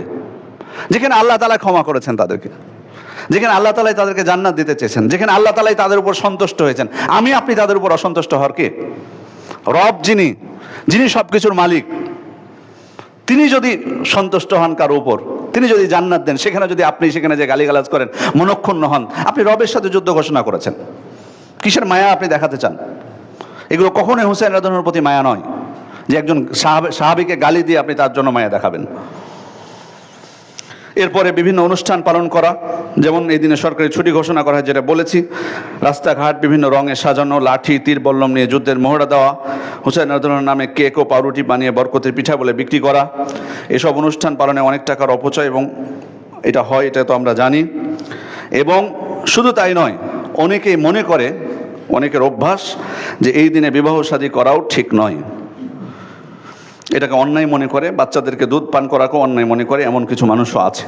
হুসেনের মাথা 6টি দেশে প্রেরিত হয়েছে বলে বিশ্বাস করা, এবং এই জন্য যেমন মদিনার বাকি কবরস্থানে, দামেস্কে, মিশরে, ইরানে, ইরাকে, কারবালা প্রান্তরে, তবে এগুলো ক্ষেত্রে শিয়ারাই তারা একমত নয় সবাই, কেউ কেউ তাদের মধ্যে এগুলো বিভ্রান্তি ছড়ার চেষ্টা করে থাকে। এই মাসের বিদাত, এগুলো যেগুলো জানলাম এগুলো নিষিদ্ধ, হারাম। বিদাতগুলো কি? বিদাত হলো আপনি সিয়াম পালন করলেন কিন্তু আপনার উদ্দেশ্য ভিন্ন, এটা হলো স্পষ্ট বিদাত। আমাদেরকে করতে হবে সুন্নাত ভেবে, আল্লাহ রাসূল সাল্লাল্লাহু আলাইহি ওয়াসাল্লামের সুন্নাত। আল্লাহ রাসূল সাল্লাল্লাহু আলাইহি ওয়াসাল্লাম পালন করেছিলেন, যেহেতু মুসা আলাইহিস সালামকে পালন করেছিলেন, এই দিনে আল্লাহ তাকে রক্ষা করেছেন। আল্লাহ তাআলা শুকরিয়া আদায় স্বরূপ আমরাও পালন করব ইনশাআল্লাহ। যদি আমি ভিন্ন কোনো এখানে উদ্দেশ্য থাকে তাহলে এটা স্পষ্ট বিদাত হবে। আরেকটা বিষয়, এই সিয়াম আল্লাহ রাসূল সাল্লাল্লাহু আলাইহি ওয়াসাল্লাম তার জীবদ্দশাতে পালন করেছেন। হুসাইন রাদিয়াল্লাহু আনহু মৃত্যু হয়েছে আল্লাহ রাসূল সাল্লাল্লাহু আলাইহি ওয়াসাল্লামের মারা যাওয়ার 50 বছর পর প্রায়। তাহলে আপনি তার মৃত্যুর পরে যদি হয় তাহলে এটা ইসলামের বিধানের মধ্যে কিভাবে হতে পারে যে হুসাইন রাদিয়াল্লাহু আনহুর জন্য আপনি সিয়াম পালন করছেন? আল্লাহ রাসূল মারা যাওয়ার 50 বছর পর উনি মারা গেছেন। এরপরে আরেকটা বিষয়, যে তাদের থেকে উত্তম যারা ছিলেন, হুসাইন রাদিয়াল্লাহু আনহুর পিতা হলেন তার থেকে উত্তম, আলী রাদিয়াল্লাহু আনহু। এই ব্যাপারে আহলুস সুন্নাত ওয়াল জামাতের কোনো এখানে বিতর্ক নেই। তার পিতাকেও তো হত্যা করা হয়েছিল। তার পিতা আলী রাদিয়াল্লাহু আনহুর স্বাভাবিক মৃত্যু হয়নি, উসমান রাদিয়াল্লাহু আনহু তার স্বাভাবিক মৃত্যু হয়নি, ওমর ইবনুল খাত্তাব তার থেকে উত্তম, তার স্বাভাবিক মৃত্যু হয়নি। তারাও উত্তম তাদের থেকে। তাদের মৃত্যুর দিন, তারা যেদিন শহীদ হলেন সেদিনকে আমরা কোনো শোক প্রকাশ নাই, কিচ্ছু নেই, বরং উল্টোটা আছে। আব্বাসীয় খলিফা মতি ইবনে মুক্তাদির 351 হিজরি 18 জিলহজ বাগদাদে উসমান রাদিয়াল্লাহু আনহু শাহাদাত বরণের তারিখকে তাদের ঈদের দিন হিসেবে ঘোষণা করে। শিয়াদের কাজ দেখেন। এবং পরবর্তীতে এই দিনটা ঈদুল আজহার চাইতেও তাদের কাছে বেশি গুরুত্ব পায়। নাউজুবিল্লাহ মিন যালিক। এটা হচ্ছে তাদের কাণ্ড। হুসাইন রাদিয়াল্লাহু আনহুর দিনে শোক প্রকাশ করে, মাতম করে, জামা ছেড়ে সব কিছু বিলাই দেয়। আর উসমান রাদিয়াল্লাহু আনহুর যেদিন শাহাদাত বরণের দিন, সেদিন তারা ঈদের দিন ঘোষণা করে। এরপরে 2 নাম্বার হচ্ছে আনন্দ উৎসব মনে করা এই দিনকে। একটা জিনিস আমরাও অনেক সময়, আমাদের কিছু ভাইরাও বলে ফেলেন এই জিনিসটা, যে আজকে শোকের দিন নয়। তারা তো শোকের দিন বলে, আজকে শোকের দিন নয় বরং আনন্দের দিন। এটা আমাদের বলা এভাবে ঠিক হবে না। আনন্দের দিন বলার প্রয়োজন নেই। আমাদের কাজ হচ্ছে আল্লাহ তাআলার শুকরিয়া স্বরূপ সিয়াম পালন করা, শেষ। আপনি আনন্দের দিন, উৎসবের দিন কিভাবে বলবেন? আল্লাহ রাসূল সাল্লাল্লাহু আলাইহি ওয়াসাল্লামকে এই দিনকে উৎসবের দিন ঘোষণা করেছেন, তিনি বলেছেন যে এটা উৎসবের দিন। ইহুদিরা পালন করে সেটা ভিন্ন বিষয়, কিন্তু আল্লাহ রাসূল সাল্লাল্লাহু আলাইহি ওয়াসাল্লাম ইসলামের মধ্যে উৎসবের দিন ঘোষণা করেননি। ইসলামে উৎসব 2টাই, ঈদুল ফিতর এবং ঈদুল আযহা, এর বাইরে কোনো উৎসব নেই। সুতরাং তারা বলছে আজকে শোকের দিন, সেটার বিরোধিতা করতে যে আমি বললাম না, আজকে আমাদের ঈদের দিন, এটা বলাটা ঠিক না, ঈদ না। বরং আল্লাহ তাআলা তাকে মুক্তি দিয়েছিলেন বলে আমরা শুকরিয়া স্বরূপ সিয়াম পালন করব, এর বেশি নয়। বিরোধিতা করতে যে যেন আমরা অতিরঞ্জন করে না ফেলি, এই জন্য ঈদের দিন বলাটা ঠিক না এটা অবশ্যই। কারণ হুসাইন রাদিয়াল্লাহু আনহুর মৃত্যুর জন্য আমরা কি ব্যথিত নই? আমরা কেন ওটার বিরোধিতা করতে যাব? যদি আল্লাহ রাসূল সাল্লাল্লাহু আলাইহি ওয়াসাল্লাম করতেন ঈদের দিন, বলতেন উৎসবের দিন, তাহলে আমাদের কোনো আপত্তি ছিল না। কিন্তু যেহেতু তিনি বলেননি, তিনি শুধুমাত্র যেটুকু করতে বলেছেন সেটুকুর মধ্যে আমরা সীমাবদ্ধ থাকব। এরপরে যে বিষয়টি, সেটি হচ্ছে ইয়াজিদকে সরাসরি দায়ী করা। এখানে একটা বিষয়, আমি এই বিষয়টা বলার আগে একটু আমরা ইতিহাসটা একটু জেনে নিই, কীভাবে হুসাইন রাদিয়াল্লাহু আনহুকে হত্যা করা হলো। 60 হিজরিতে ইরাকবাসীর নিকট সংবাদ পৌঁছলো যে হুসাইন রাদিয়াল্লাহু আনহু তিনি বায়াত নেননি ইয়াজিদের কাছে। তখন তারা দলে দলে কুফায় যেতে শুরু করলো এবং সেখান থেকে হুসাইন রাদিয়াল্লাহু আনহুকে অনেকগুলো চিঠি তারা প্রেরণ করলো এবং কুফায় আসতে তাকে অনুরোধ করলো। কোনো বর্ণনা এসেছে প্রায় 150টা চিঠি তারা প্রেরণ করেছিল সেখান থেকে। কোনো বর্ণনা এসেছে 5 শতাধিক চিঠি, আল্লাহু আলাম। কিন্তু অনেক চিঠি তারা পাঠিয়েছে, হুসাইন রাদিয়াল্লাহু আনহুকে অনুরোধ করেছে যাতে তিনি কুফায় চলে আসেন, তারা তার হাতে বায়াত করতে চান। সত্যতা যাচাইয়ের জন্য তার চাচাতো ভাই মুসলিম বিন আকিলকে উনি পাঠালেন। মুসলিম বিন আকিল কুফায় যে বাস্তবে দেখলেন যে না, আসলেই ইরাকবাসী, কুফাবাসী ওরা চাচ্ছে হুসাইনকে রাদিয়াল্লাহু আনহু। তখন তিনি হুসাইন রাদিয়াল্লাহু আনহুকে অনুরোধ করলেন তিনি যাতে কুফায় চলে আসেন। এরপর মুসলিম বিন আকিলের কথার উপর ভিত্তি করে তিনি কুফার দিকে রওনা হলেন। তখন কিন্তু অনেক সাহাবা একরাম, সিনিয়র সাহাবা একরাম জালিলুল কদর সাহাবা ইকরাম তাকে অনেকে নিষেধ করেছিলেন। তাদের মধ্যে ছিলেন আব্দুল্লাহ ইবনে উমর, আবু সাঈদ খুদরি, জাবির বিন আবদুল্লাহ, জুবাইর ইবনুল আওয়াম, ইবনে জাফর সহ প্রমুখ সাহাবা ইকরাম। কিন্তু তিনি কারো কথায় কান না দিয়ে আল্লাহ তাআলা যা ফায়সালা করবেন তাই হবে বলে তিনি সেখান থেকে রওনা দিয়েছিলেন। অনেক সাহাবা ইকরাম তারা এই জিনিসটাকে মেনে নিতে পারেননি। এরপর হুসাইন রাদিয়াল্লাহু আনহু যখন আগমন করছেন এই সংবাদ পৌঁছলো, তখন নোমান বিন বাশির রাদিয়াল্লাহু আনহু তখন তিনি কুফার গভর্নর ছিলেন। তিনি সবাইকে বললেন যে কোনো প্রকার বিশৃঙ্খলা যাতে না ঘটানো হয়। সাথে সাথে তাকে ওই গভর্নরের পদ থেকে তাকে পদচ্যুত করা হলো। তারপর ওবাইদুল্লাহ বিন জিয়াদকে, যে ছিল সব কিছুর মূল, তাকে সেখানে গভর্নর নিযুক্ত করা হলো। তারপর মুসলিম বিন আকিল, তাকে হত্যা করা হলো।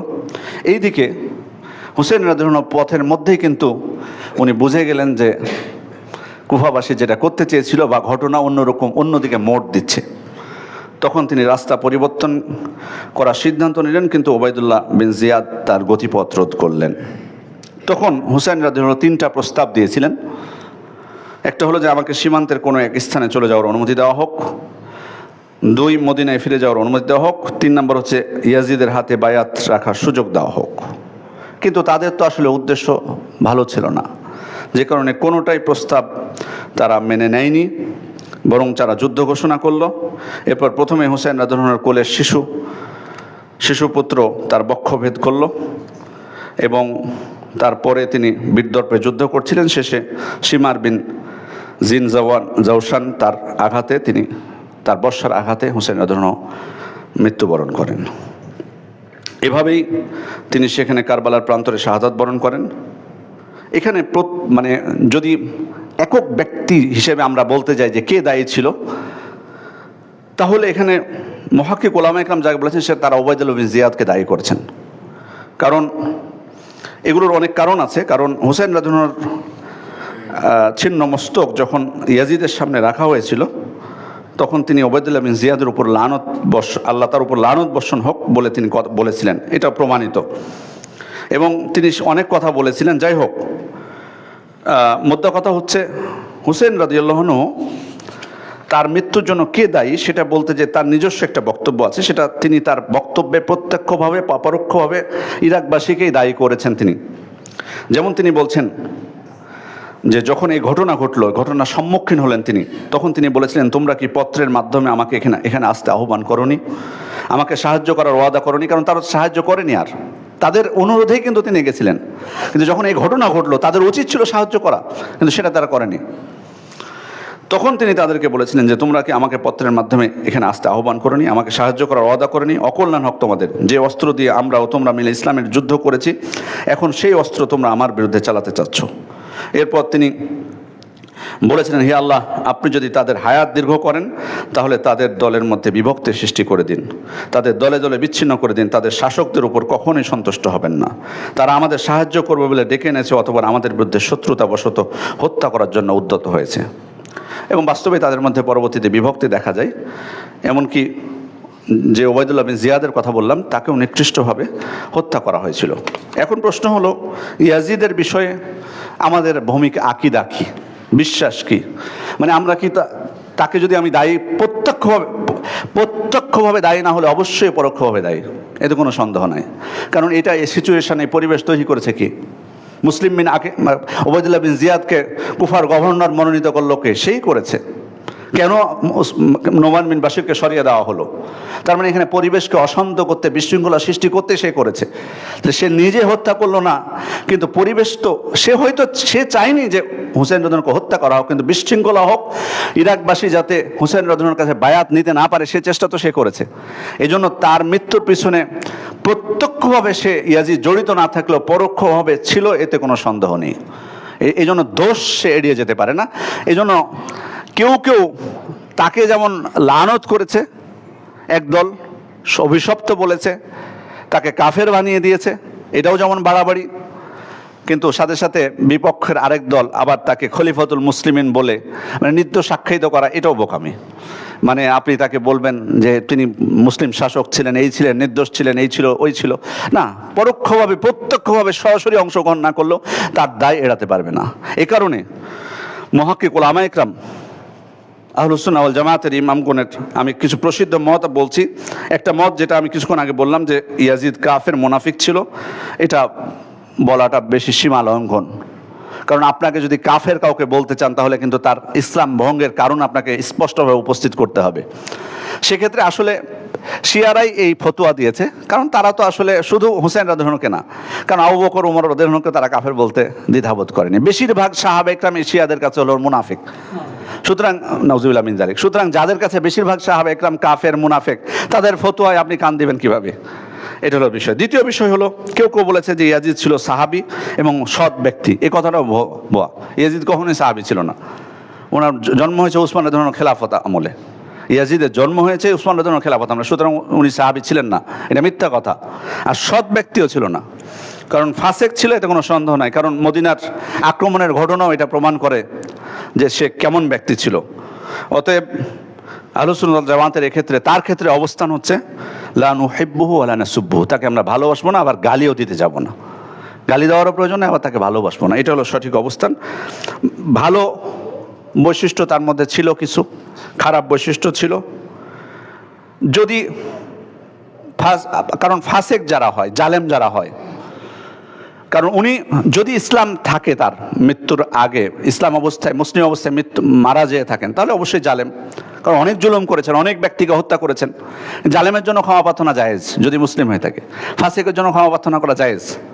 সুতরাং আমরা এটা আল্লাহ তাআলা যে তার জন্য ক্ষমা প্রার্থনা আমরা করতে পারি। আর ভালো গুণ দেখুন, পৃথিবীতে বড় বড় জালেম যারা, আপনি ইতিহাসে দেখবেন তাদের ভালো গুণ ছিল। মানুষ যতই খারাপ হোক, তাদের কিছু ভালো বৈশিষ্ট্য আপনি পাবেন। কিছু বড় যুগের পর যুগ আপনি দেখবেন বড় বড় জালেম শাসক যারা, আপনি দেখতে পাবেন আপনার চোখের সামনে। আপনার যুগেও যদি আপনি কোনো জালেম শাসক দেখবেন তার ভালো কাজ কিছু আছে। ইয়াজিদেরও ছিল। সুতরাং যদি মুসলিম অবস্থায় তার মৃত্যু হয়ে থাকে, তিনি সেগুলো সব পাবেন। আর পাপের জন্য, জুলুমের জন্য, ফাসিকি কাজের জন্য তাহতাল মাশিয়া, যেটা আমাদের আকীদা, আল্লাহ তাআলা তাকে ক্ষমা করতে পারেন, আল্লাহ তাআলা তাকে শাস্তি দিতে পারেন। সুতরাং কারো ক্ষেত্রে, সম্মানিত উপস্থিতি, কারো ক্ষেত্রে ধারণাপূর্বক কারো কথা শুনে কাউকে চাপিয়ে দেওয়া, কোনো হুকুম দেওয়া, এক্ষেত্রে আমাদের সতর্ক থাকতে হবে। প্রয়োজন নাই রিস্ক নেওয়ার। যেটুকু আমি দেখব সেটুকুর উপর বিবেচনা করব। সম্মানিত উপস্থিতি, এরপরে যেটি হচ্ছে, যে বিষয়টি গুরুত্বপূর্ণ, সেটি হচ্ছে আশুরা সংক্রান্ত বা কারবালা নিয়ে আমাদের মুসলিম সমাজে এত বিভ্রান্তি কেন? কারণ সঠিক ইতিহাসটা যদি আমরা দেখতে যাই, কতজন জানে? বা সেই ইতিহাসকে নিয়ে বিভ্রান্তি সৃষ্টির মৌলিক কারণগুলো কি? আমি যদিও খুতবার মধ্যে কিছু ইঙ্গিত দিয়েছি, তাও আমি কিছু আবার পুনরাবৃত্তি করছি। প্রথম বিষয় হলো যে ইলমি স্বল্পতা, জ্ঞানের স্বল্পতা। যে কোনো বিষয়ের ক্ষেত্রে, এটা অবশ্য শুধু কারবালার ক্ষেত্রে নয়, যে কোনো বিষয়ে দেখবেন আমাদের মধ্যে বিভ্রান্তির সমাজে যেগুলো ছড়ানো হয়, সেগুলোর মৌলিক কারণ কিন্তু ইলমি স্বল্পতায়, জ্ঞানের অভাবের কারণে। পড়াশোনা আমরা করতে চাই না, কষ্ট করতে রাজি না। কারণ আমাকে যদি সঠিক তথ্যটা, প্রকৃত অবস্থাটা আমি জানতে চাই, আমাকে তো কষ্ট করা লাগবে। মানে আমরা এতই সহজ মনে করেছি জ্ঞান অর্জনকে, যে মোবাইল আমি বের করে ফেসবুকে যেটা দেখবো, ইউটিউবে যেটা শুনবো, ব্যাস আমি ভালো জ্ঞান অর্জন করছি। এত সস্তা না। যারা পৃথিবীতে জ্ঞান অর্জন করেছেন তাদেরকে অনেক কষ্ট করতে হয়েছে। পূর্বে সালাফদের তাদের কষ্টের কাহিনী তো বলে শেষ করা যাবে না। আপনার বর্তমান যুগে এসেও যদি আপনি দেখেন যে হ্যাঁ, কারোর কাছ থেকে জ্ঞানের কথা আপনি শুনতেছেন, মনে করবেন যে ওনার কষ্ট করে এই জায়গায় উনি গেছেন। এত সহজ না যে মোবাইল টিপে, মোবাইল আমি দেখবো, ফেসবুকে এইভাবে করে টান মারতে থাকবো, যেটা ভালো লাগবে সেটা আমি পড়লাম, ইউটিউবে যেটা ভালো লাগলো সেটা শুনলাম, ওয়াজ মাহফিল শুনে আমি বড় আলেম হয়ে যাব। এগুলোর উপর নির্ভর করা যাবে না। আপনি কীভাবে বুঝবেন যেগুলো নির্ভরযোগ্য সূত্র কিনা? সুতরাং জ্ঞান অর্জন করতে হলে আমাকে নির্দিষ্ট পথে, নির্দিষ্ট পদ্ধতিতে, সঠিক পদ্ধতিতে আগাতে হবে। আমি যেমন একাডেমিক জ্ঞান, সাধারণ শিক্ষা যেমন গ্রহণের ক্ষেত্রে প্রথমে আমি কেজিতে যাই, তারপর ক্লাস 1-এ, তারপর 2, তারপর 3, 4, 5 এভাবে করে যাই। প্রথমে যে ক্লাস 6-এ একজন, আর কেউ ক্লাস 7-এ একজন, কেউ 8-এ যান, এভাবে কিন্তু কেউ ভর্তি হয় না। এটাকে আমরা সঠিকও মনে করবো। তেমন ইসলামী জ্ঞান অর্জনের ক্ষেত্রেও কিন্তু একটা নিয়ম আছে সব কিছুর। কোনটা দিয়ে আমাকে শুরু করতে হবে, কোথায় দিয়ে? এবং আমি কিচ্ছু জানি না, দিনের বুঝ নাই, আমি ফেসবুক থেকে প্রথমে আমি জ্ঞান অর্জন করা শুরু করলাম, কোনো শিক্ষক নেই, কিছু নেই, তাহলে তো আমি বিভ্রান্তির মধ্যে পড়বই। এই জন্য সম্মানিত উপস্থিতি, জ্ঞান অর্জনের ক্ষেত্রে কষ্ট আমাদেরকে করতে হবে যদি সঠিক বিষয় জানতে হয়। শুধু আমি এই কথা, শুধু এই প্রসঙ্গে আমি বলছি না, সেহেতু সালাফদের অবস্থান কী ছিল, যারা সঠিক পথে ছিলেন, যারা সব ঘটনা সঠিকভাবে বিশ্লেষণ করেছেন, তাদের মতামতটা কি সেটা আপনি শুনবেন, নাকি শিয়ারা কি বলছে, ওই মূর্খরা কি বলছে সেটা আপনি শুনবেন, সেটা দেখে আপনি বিবেচনা করবেন। ওটার উপর ভিত্তি করে আপনি এমন একটা হুকুম লাগালেন, অনেক সময় আপনি অপরাধীকে নিরপরাধ বানিয়ে দেন, আবার অনেক সময় নিরপরাধকে অপরাধী বানিয়ে ফেলেন। এটাই হবে স্বাভাবিকভাবে। এই জন্য যে কোনো মন্তব্যের ক্ষেত্রে, যে কোনো কিছু ক্ষেত্রে যদি আমার জ্ঞান না থাকে, চুপ থাকা ভালো। ইসলাম তো এই জন্যই তো এই বিধান দিয়েছে। কেন আল্লাহ রাসূল সাল্লাল্লাহু আলাইহি ওয়াসাল্লাম বলেছেন, মান কানা ইউমিনু বিল্লাহি ওয়াল ইয়াউমিল আখির ফালিয়াকুল খায়রান আও লিয়াসমুত। কেউ যদি আল্লাহ এবং পরকালের প্রতি ঈমান আনে, সে যেন ভালো কথা বলে, নয়তো চুপ থাকে। কেন বলা হয়েছে চুপ থাকা? চুপ থাকাটা এটা আসলে মূর্খতার লক্ষণ না। মনে করবেন না যে আমি চুপ আছি, মানুষ তো ভাববে যে এ কথা বলছে না, কারণ নিশ্চয়ই কিছু জানে না। জি না, বরং এই চুপ থাকাটাও আপনার জ্ঞানেরই লক্ষণ। যে বিষয়ে সন্দেহ আছে, প্রয়োজন নেই কথা বলার। প্রত্যেককে কথা বলতে হবে, কে বলেছে? একটু অপেক্ষা করতে পারি না যে কি বলছে, একটু বড় জনেরা দেখি। ওনারা কথা বলছেন না যখন, তখন আপনার বোঝা উচিত যে হ্যাঁ, বিষয়টা স্পষ্টকাতর। হয়তো ওনাদের কাছেও স্পষ্ট হয় না, কিন্তু আপনারা খারাপ ধারণা করে বসি। হ্যাঁ, ওনারা মুখে এই বসেছেন, ওনারা এইটা ওটা। না, হতে পারে যে ওনাদের কাছে স্পষ্ট না। কে বলেছে স্পষ্ট হবে? এত বোঝা এত সহজ না। বাংলাদেশের আপনি যে গ্রামে বসবাস করেন, সে গ্রামের রাজনীতি আপনি অনেক সময় বুঝতে পারেন না। গ্রাম্য রাজনীতি বলে না, ভিলেজ পলিটিক্স সব থেকে কঠিন বলে। তো আপনি গ্রামের রাজনীতি বুঝতে পারেন না, তো গোটা বাংলাদেশের রাজনীতি আপনি বুঝবেন কীভাবে? আর সেটা যদি বিশ্ব রাজনীতি হয়, সেটা তো আপনার জন্য বোঝা অনেক কঠিন। শুধু ফেসবুকের ওপর নির্ভর করে বা দুই একটা কিছু তথ্য জানি যে অমুক দেশ এটা করেছে ওটা করেছে, তার উপর ভিত্তি করে আমরা পক্ষ বিপক্ষে আলোচনা শুরু করে দিই। প্রয়োজন তো ছিল না। আপনাকে কেন কথা বলতে হবে? আপনাকে একটা পক্ষ নিতেই হবে, কে বলেছে? চুপ থাকা উচিত। সম্মানিত উপস্থিতি, এজন্য যে জিনিসটা আমি বলবো, সবার প্রতি অনুরোধ করব, সেটা হলো যে আমাদের ইলমের পরিসরটা আমাদেরকে বাড়াতে হবে, প্রত্যেককেই। এটা আমি শুধুমাত্র সাধারণ মানুষকে বলছি না। সাধারণ আমরা যারা দিন শিখতেছি, দিনের পথে ফিরে এসেছি, কখনোই মনের মধ্যে গৌরব যাতে না চলে আসে, মনের মধ্যে যাতে গৌরব চলে না আসে যে আমি ব্যাস দিনের পথ, সঠিক পথ পেয়ে গেছি। সঠিক পথ পাওয়ার পর সাহাবা ইকরাম আল্লাহ রাসূল সাল্লাল্লাহু আলাইহি ওয়াসাল্লামের কাছে ইসলাম গ্রহণের পর ওনারা কি বসেছিলেন যে ওনারা দাওয়াতি কাজ নিয়ে ব্যস্ত হয়ে গেছেন, এখানে ওখানে এই কাজ করছেন ওই কাজ করছেন, কিন্তু নিজেরা জ্ঞান অর্জন করেননি? নাকি আল্লাহ রাসূল সাল্লাল্লাহু আলাইহি ওয়াসাল্লামের কাছে সার্বক্ষণিক জ্ঞান অর্জন করেছেন? একজন থাকতে না পারলে আরেকজনকে দায়িত্ব দিতেন। আলী রাদিয়াল্লাহু আনহু যখন থাকতে পারতেন না, তখন মিকদাদ রাদিয়াল্লাহু আনহুকে বলতেন যে আমি আজকে থাকতে পারবো না, আল্লাহ রাসূল সাল্লাল্লাহু আলাইহি ওয়াসাল্লাম কি করছেন, কি বলছেন তুমি একটু শোনো, মানে যাতে আমার ছুটে না যায়। কত আগ্রহ! এমনইভাবে ওমর ইবনুল খাত্তাবেরও একজন সঙ্গী ছিল, তিনিও তার সঙ্গী না থাকলে উনি আল্লাহ রাসূল সাল্লাল্লাহু আলাইহি ওয়াসাল্লামকে যেটা শুনতেন, যেটা করতে দেখতেন, সেটা তার সঙ্গীকে সংবাদ দিতেন। আবার যখন উনি থাকতেন না, তখন তার সঙ্গীর কাছে জেনে নিতেন আল্লাহ রাসূল সাল্লাল্লাহু আলাইহি ওয়াসাল্লাম আজকে কি বলেছেন, কি করেছেন। এত সহজে তো এত বিজ্ঞ পণ্ডিত তারা হননি ইসলামের বিষয়ে, এমনিতে খলিফা হয়ে যাননি। এত সহজ ছিল না এই পথটা। প্রচেষ্টা করেছেন, শুধু ইসলাম গ্রহণ করেছেন বলে আমি খুব আত্মগৌরবে ভুগবো, সহিহ আকীদা পেয়ে গেছি বলে আমি আত্মগৌরবে ভুগবো। আমার জ্ঞান অর্জনের জন্য প্রচেষ্টা দরকার। আপনি তো সঠিক পথ পেলেন, এবার তো আরও আপনি এবার সঠিক পথ পেয়েছেন, এবার আরও প্রচেষ্টা অব্যাহত আছে। শিখতে হবে, শেখার কোনো শেষ নেই। এই জন্য সম্মানিত উপস্থিতি, এইটাকে আমাকে জীবনের গুরুত্ব হিসেবে নিতে হবে। ব্যস্ততার ক্ষেত্রে আল্লাহ তাআলার কাছে জবাবদিহি করতে পারবেন কিনা। হয়তো আমি আপনাকে বললাম যে আসুন আপনি এই ক্লাসটা করুন বা এই কোর্সটা করুন, আপনি বললেন যে আমার তো ডিউটির সময়, আমি পারবো না। ব্যাস, ভালো কথা, আমি আপনাকে কিন্তু কিছুই জোর করতে পারবো না। আপনি যখন আপনার ডিউটির কথা বলেছেন, আমি এত সহজে আপনাকে বলতে পারবো না আপনার ডিউটি বাদ দিয়ে দেন, না খেয়ে থাকবেন, এটা বলতে পারবো না। তা আমার বক্তব্য হলো, আপনি আমাকে বোঝালেন, আমি মেনে নিলাম আপনার ওজর, কিন্তু আল্লাহ তাআলাকে মানাতে পারবেন কিনা আপনি, এই দায়িত্ব আপনার উপর। আল্লাহ তাআলা যদি আপনার এই চাকরির ওজর মেনে নিয়ে আপনার এই অজ্ঞতাটাকে মেনে নেন, কোনো সমস্যা নেই। কিন্তু মনে রাখতে হবে, কিয়ামতের দিন কিন্তু আফসোস করবো আমরা নিজেরাই এই অজ্ঞতার জন্য। লাউ কুন্না নাসমাউ আও নাকিলু মা কুন্না ফি আসহাবিস সাঈর। কিয়ামতের দিন জাহান্নামীরা কি বলবে? আমরা যদি শুনতাম এবং বুঝতাম, তাহলে আমরা জাহান্নামে থাকতাম না। শোনা আর বোঝাটাই তো হচ্ছে জ্ঞান অর্জন। শুনতাম এবং বুঝতাম। বহু মানুষ আছে শুনে কিন্তু বুঝতে চায় না, ওরা বলে এগুলো, ওটা অন্য পক্ষ। আমাদের মদিনা ইউনিভার্সিটি পর্যন্ত সেখানে যায় বহু ছাত্র, বলে যে সেখানে শুধুমাত্র থাকবে, কিছুদিন উমরা করবে, হজ করবে, তারপর চলে আসবে, কিন্তু ওখানকার যেটা শিক্ষা সেটা তারা গ্রহণ করবে না। এই উদ্দেশ্য নিয়ে এই দেশ থেকে যায়, এরকম বহু স্টুডেন্ট আছে। নাউজুবিল্লাহ মিন যালিক। আপনি শিক্ষার উদ্দেশ্য হওয়া দরকার যে আপনার মধ্যে পরিবর্তন, এটা প্রত্যেকের। প্রত্যেকের হওয়া দরকার, যত বড়ই বিজ্ঞ পণ্ডিত হোক না কেন। আমি যখন শিখতে যাচ্ছি কোথায়, অবশ্যই যদি আমি নতুন কিছু শিখে আমার মধ্যে পরিবর্তন ঘটবে সেটা, কিন্তু আমি নিব না, তাহলে কি আপনি শিখতে যাচ্ছেন কেন? এটা মুনাফিক, এটা স্পষ্ট। এই জন্য আমি যে জিনিসটা বলবো সেটা হলো, অনুরোধ থাকবে যে আল্লাহ তাআলার কাছে জবাব দিয়ে কতটুকু করতে পারবো এই অজ্ঞতার জন্য। সুতরাং এই অজ্ঞতাটা আমাদের জাহান্নামে যাওয়ার কারণ হবে, যেটা এই আয়াত থেকে স্পষ্ট বোঝা যাচ্ছে।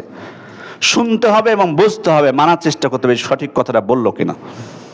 আপনি কার জন্য সত্য কথা আপনি স্পষ্ট বুঝতে পারছেন, কোরআনের আয়াত সঠিক ব্যাখ্যা সাহাবা একরাম ব্যাখ্যা করে গেছে, আল্লাহ রাসূল সাল্লাল্লাহু আলাইহি ওয়াসাল্লাম বলেছেন, সাহাবা একরাম ব্যাখ্যা করেছেন, সালাফরা ব্যাখ্যা করেছেন, স্পষ্ট জানার পরও আপনি না মানার ক্ষেত্রে বাধাটা কোথায়, কার স্বার্থের জন্য?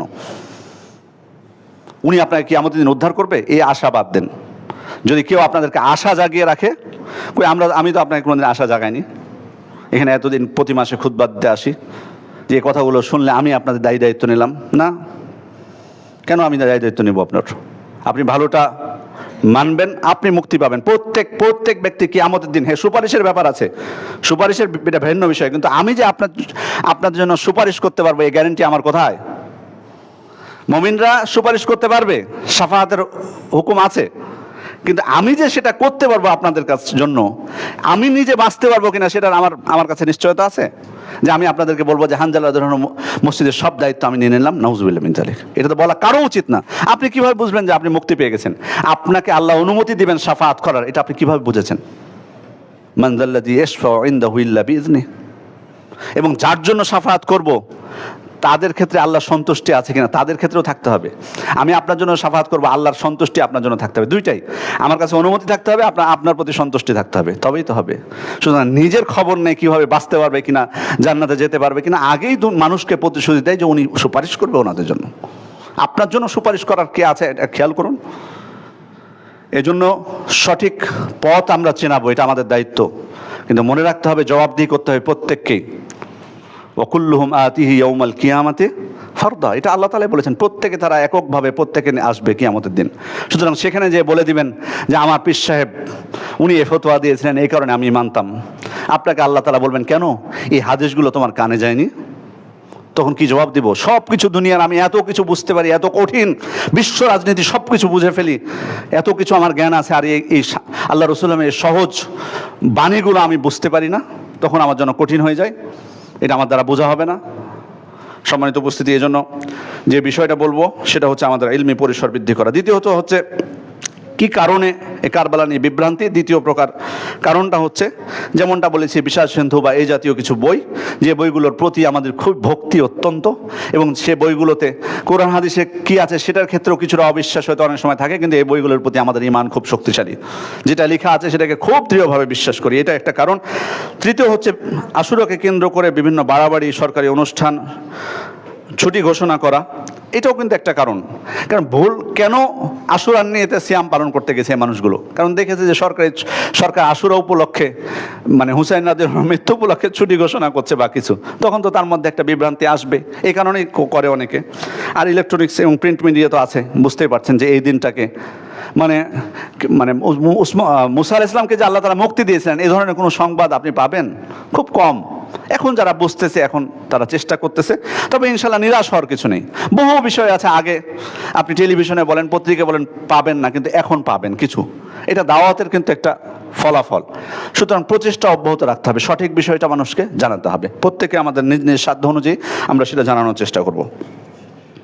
এরপরে হলো, আমাদের দেশে শিয়া রাফেজিদের সংখ্যা যদিও কম, কিন্তু তারা কিন্তু খুব চালাক, খুবই কৌশলে বাতিল আকীদাগুলো প্রচার করে। সেটা সামাজিক যোগাযোগ মাধ্যমে এখন এটা বিভিন্নভাবে করতেছে, যে কারণে যাদের জ্ঞান কম তারা বিভ্রান্ত হচ্ছে। ওই যে আয়েশা রাদিয়াল্লাহু আনহার ব্যাপারে যেমন বললাম, হয়তো এমন একটা ইস্যু নিয়ে চলে আসবে যাদের ইমান কম, হয়তো মুসলিম পরিবারে জন্মগ্রহণ করেছে শুধুমাত্র, কিন্তু ইসলামের কিছুই বুঝে না, ও তো বিভ্রান্ত হবে। বিভিন্ন প্রকার সংশয় ইসলামের বিষয়ে, রাসূল ইসলামের বিরুদ্ধে, আল্লাহ রাসূল ইসলামের স্ত্রীদের বিরুদ্ধে, এগুলো তো আছেই। এখানে দুর্বল ইমানের কারণে এগুলো বিভ্রান্তির শিকার হয়, এগুলো বিশ্বাস করে এবং সেগুলোর কবলে পড়ে যায়।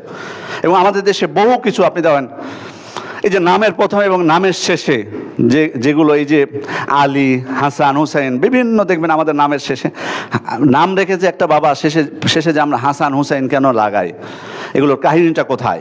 হাসান হুসাইন নাম রাখতে তো কোনো সমস্যা নেই, কিন্তু আপনি প্রত্যেকে কেন তার নামের শেষে আলী দিবে, আর হাসান কেন দেবে, হুসাইন কেন দেবে, মোহাম্মদ কেন দেবে? আমরা তো অনেকে মনে করি যে রাসূল সাল্লাল্লাহু আলাইহি ওয়াসাল্লামের নাম তাই মোহাম্মদ দেওয়া শুরু হয়েছে, কিন্তু আসলে ইতিহাস সেটা বলে না।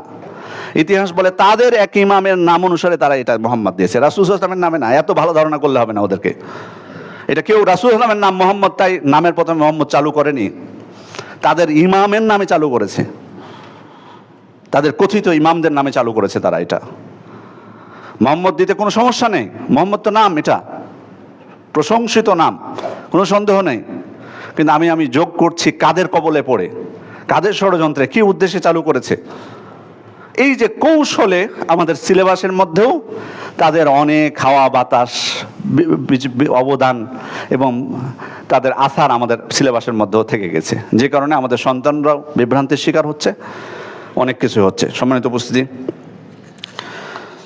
আমি সবশেষে যে বিষয়টা বলবো, এরপর আশুরাকে কেন্দ্র করে, এই দিনকে কেন্দ্র করে কিছু বিভ্রান্তি আছে। আমরা বলেছি যে আল্লাহ তাআলা মুসা আলাইহিস সালামকে এই দিন ফিরআউনের কবল থেকে মুক্ত করেছিলেন, কিন্তু এটার উপর ভিত্তি করে সমাজে অনেক ধরনের কথা বলা হয় যে এই দিনে আসমান জমিন সৃষ্টি করা হয়েছিল, এই দিনে আল্লাহ রব হিসেবে আত্মপ্রকাশ করেছেন, এই দিনে আরশ, কুরসি এবং লাহুল মাহফুজ সৃষ্টি করা হয়, এই দিনে আদমকে সৃষ্টি করা হয় এবং দুনিয়াতে আদম এবং হাওয়া আলাইহিস সালামের মিলিত হন, তারা নূহ আলাইহিস সালামের প্লাবন থেকে মুক্তি পান। এই দিনে আল্লাহ তাআলা এই দিনে ঈসা আলাইহিস সালামকে উঠিয়ে নিয়েছেন, এই দিনে আইয়ুব আলাইহিস সালামকে রোগ থেকে মুক্তি দেওয়া হয়েছে, এই দিনে নমরুদের আগুন থেকে ইব্রাহিম আলাইহিস সালাম মুক্তি পেয়েছিলেন। মানে যত মুক্তি আছে বিপদ আপদ থেকে সবগুলো এই দিনে, মানে একটার উপর ভিত্তি করে সবগুলো, মানে যত কিছু ইতিহাসে ঘটেছে সব 10 মুহররম ঘটেছে, যেগুলো কোনো ভিত্তি নাই। এই দিনে দাউদ আলাইহিস সালাম জালুতকে হত্যা করেছিলেন, কাবা ঘর নির্মাণ করা হয়েছিল এই দিনে, ইউনূস আলাইহিস সালামকে মাছের পেট থেকে মুক্তি দেওয়া হয়েছিল, ইয়াকুব আলাইহিস সালাম দৃষ্টিশক্তি ফিরে পেয়েছিলেন এই দিনে এবং ইউসুফ আলাইহিস সালামের সাথে মিলিত হয়েছিলেন এই দিনে। এভাবে করে মানে যত ইতিহাসের ঘটনা, কোরআনে নবীদের কাহিনী যত আপনি পাবেন সব কিছুই আশুরার 10 দিনে। এভাবে করে বিভিন্ন ধরনের বিভ্রান্তি আছে, আমাদের সজাগ থাকতে হবে, সঠিক ইতিহাসটা জানার চেষ্টা করতে হবে, সঠিক আমল আমাদের করণীয়টা জানার চেষ্টা করতে হবে, অন্যদেরকে জানাতে হবে, প্রচেষ্টা চালিয়ে যেতে হবে। হয়তো অনেকেই ভুল বুঝবে, এত সহজে সঠিক পথে আসবে না, আমাদের প্রচেষ্টা, আমাদের দায়িত্ব হলো তাদেরকে জানিয়ে দেওয়া, জোরপূর্বক কাউকে মানানো নয়। অতএব আসুন আমরা প্রত্যেকেই, আমি নিজেকে প্রথমে বলছি, আমাদের আলেম ওলামা সবাইকে বলছি, অতঃপর আপনাদেরকেও বলছি, সবাইকে বলছি, আমাদের জ্ঞানের পরিসর বৃদ্ধি করা দরকার। শুধু মানে আলেম হয়েছে বলে, স্কলার হয়েছে বলে যে সব জানতে হয়ে যাবে এটা কিন্তু না, কিয়ামত পর্যন্ত জেনেও জানার শেষ হবে না। এই জন্য ইমাম শাফি কিন্তু এই জন্য বলেছেন যে জ্ঞানের 4টা স্তরের কথা। প্রথম স্তর, মানুষ যখন জ্ঞান অর্জন করে প্রথম স্তরে, তখন কিন্তু কিছু জ্ঞান অর্জন করে মনে করে যে আমি প্রায় সব কিছুই জেনে গেছি, ভালোই জেনেছি। প্রথম স্তরে যখন থাকে এটা হয় মনে যে আমি অনেক কিছুই জানি, মানে জানার আমার অল্পই বাদ আছে, এরকম মনে হয় তখন। এটা দেখবেন অনেকেই হয়তো এই জিনিসটা হয়তো উপলব্ধি করেছেন।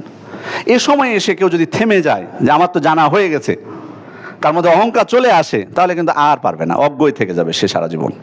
কিন্তু যদি এটা মনে হওয়ার পরও উনি মনে করেন না আমি আরও প্রচেষ্টা চালিয়ে যাই, তাহলে উনি কিছুদিন পর যে জানতে পারবেন যে না, আমার জানার আরও প্রয়োজন আছে, দ্বিতীয় স্তরে যে।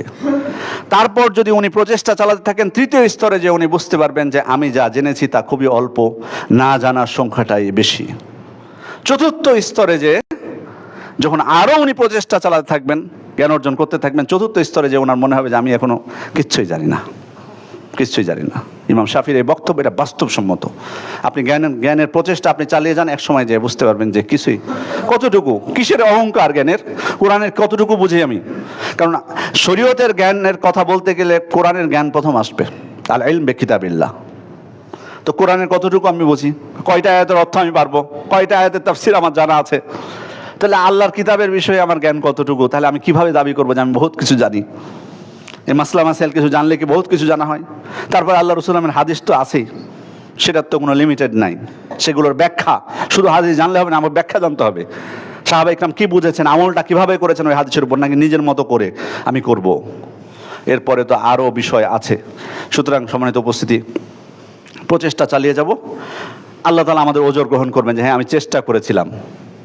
কিন্তু যদি আমি চেষ্টাই না করি, এবং জ্ঞানের ক্ষেত্রে কোনো বয়স নেই। অতএব অনুরোধ করছি, আমি নিজেকে প্রথমে নসিহত করছি, আপনাদেরকে বলছি, আসুন আল্লাহ সন্তুষ্টির উদ্দেশ্যেই দিন যদি ভালোবাসি তাহলে দিনের জ্ঞান অর্জন করতে হবে। তাছাড়া দিন মানি আমি দিনের মধ্যে আছি, এটা মানার মানে প্রশ্নই নেই। জ্ঞান ছাড়া কোনো কিছুই হবে না, সম্ভব না। দিন মানি এটার অর্থ হলো দিন বুঝে আমি মানি, দিনের জ্ঞান অর্জন করে আমি মানি। সুতরাং প্রচেষ্টা চালিয়ে যাব, আল্লাহ তাআলার উপর তাওয়াক্কুল করব। যেগুলো ত্রুটি বিচ্যুতি হবে, আমাদের মধ্যে গাফলতি হবে, সেগুলোর জন্য সর্বদা আল্লাহ তাআলার কাছে ক্ষমা প্রার্থনা করব, তওবা করব। আল্লাহ তাআলা আমাদেরকে তৌফিক দান করুন, আমিন। বারাকাল্লাহু লানা ওয়া লাকুম ফিল কুরআনিল মাজিদ ওয়া নাফা'নি ওয়া ইয়্যাকুম বিমা ফিহি ওয়া ফিস সুন্নাতিল মুস্তাফিন আল আয়াতি ওয়া যিকরিল হাকীম। আকুলু মা তাসমাউনা ওয়া আস্তাগফিরুল্লাহ লি ওয়া লাকুম ওয়া লিজামিল মুসলিমিনা মিন কুল্লি যামবিন ফাস্তাগফিরুহু ওয়া তুবু ইলাইহি ইন্নাহু হুয়াত তাওয়াবুর রহিম।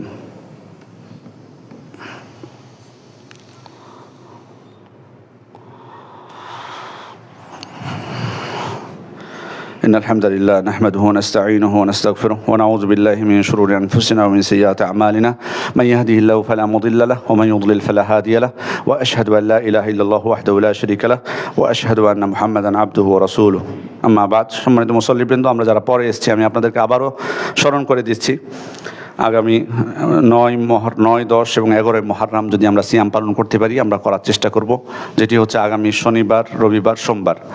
যদি না পারি 3 দিন, আমরা 2 দিন 9 এবং 10 পালন করার চেষ্টা করব। শনি রবিবার, যদি শনি রবিবার না পারি রবি সোমবার, আর যদি একদিন পারি রবিবার আশুরার দিন সিয়ামটা আমরা রাখার সবাই চেষ্টা করব। আমাদের পরিবারে যারা আছে, যাদের সিয়াম যারা পালন করতে পারবে, তাদেরকে আমরা উদ্বুদ্ধ করব। আল্লাহ পাক আমাদেরকে তৌফিক দান করুন। ইন্নাল্লাহা ওয়া মালাইকাতুহু ইউসাল্লুনা আলান নবী ইয়া আইয়ুহাল্লাযীনা আমানু সাল্লু আলাইহি ওয়া সাল্লিমু তাসলিমা ওয়া ক্বালা সাল্লাল্লাহু আলাইহি ওয়াসাল্লাম মান সাল্লা আলাইহি সালাতান সাল্লাল্লাহু আলাইহি আশরা। আল্লাহুম্মা সাল্লি আলা মুহাম্মদ ওয়া আলা আলি মুহাম্মদ কামা সাল্লাইতা আলা ইব্রাহিম ওয়া আলা আলি ইব্রাহিম ইন্নাকা হামিদুম মাজিদ। আল্লাহুম্মা বারিক আলা মুহাম্মদ ওয়া আলা আলি মুহাম্মদ কামা বারাকতা আলা ইব্রাহিম ওয়া আলা আলি ইব্রাহিম ইন্নাকা হামিদুম মাজিদ। ওয়ারদাল্লাহু আনিল খুলাফায়ে রাশিদিন ওয়াল আইম্মাতিল মাহদিন আবি বকর ওয়া উমর ওয়া উসমান ওয়া আলী ওয়া আন সাইরি আসহাবিস সাহাবা ওয়াত তাবিঈন ওয়া মান তাবিআহুম বিইহসানিন ইলা ইয়াউমিদ্দিন। اللهم أعز الإسلام والمسلمين، اللهم أذل الشرك والمشركين، اللهم انصر المسلمين في كل مكان. ربنا آتنا في الدنيا حسنة وفي الآخرة حسنة وقنا عذاب النار. আমাদের মধ্যে যারা অসুস্থ আছেন, আমরা আন্তরিকভাবে দোয়া করব তাদের জন্য, আল্লাহ যেন তাদেরকে সুস্থতা দান করেন। অনেকে অসুস্থতা ছাড়াও বিভিন্ন বালা মুসিবতে জর্জরিত, বিপদ আপদের মধ্যে আছেন, আমরাও আন্তরিকভাবে দোয়া করি আল্লাহ যেন তাদেরকে দ্রুত বিপদ থেকে মুক্ত করেন এবং তাদেরকে ধৈর্য ধারণ করার তৌফিক দান করেন। যারা মারা গেছেন দোয়া করব আন্তরিকভাবে আল্লাহ যেন তাদেরকে কবরের আযাব থেকে রক্ষা করেন এবং জান্নাতুল ফেরদাউস দান করেন। আমাদের যাতে ঈমানের অবস্থায় মৃত্যু হয় সেই প্রার্থনা আমরা আল্লাহ তাআলার কাছে করছি। রব্বানা যালামনা আনফুসানা ওয়া ইল্লাম তাগফির লানা ওয়া তারহামনা লানাকুনান্না মিনাল খাসিরিন। ربنا تقبل منا إنك أنت السميع العليم وتب علينا إنك أنت التواب الرحيم. عباد الله يرحمكم الله، إن الله يأمر بالعدل والإحسان وإيتاء ذي القربى وينهى عن الفحشاء والمنكر والبغي يعظكم لعلكم تذكرون. فاذكروا الله يذكركم وادعوه يستجب لكم ولذكر الله أكبر والله يعلم ما تصنعون. قوموا إلى صلاتكم.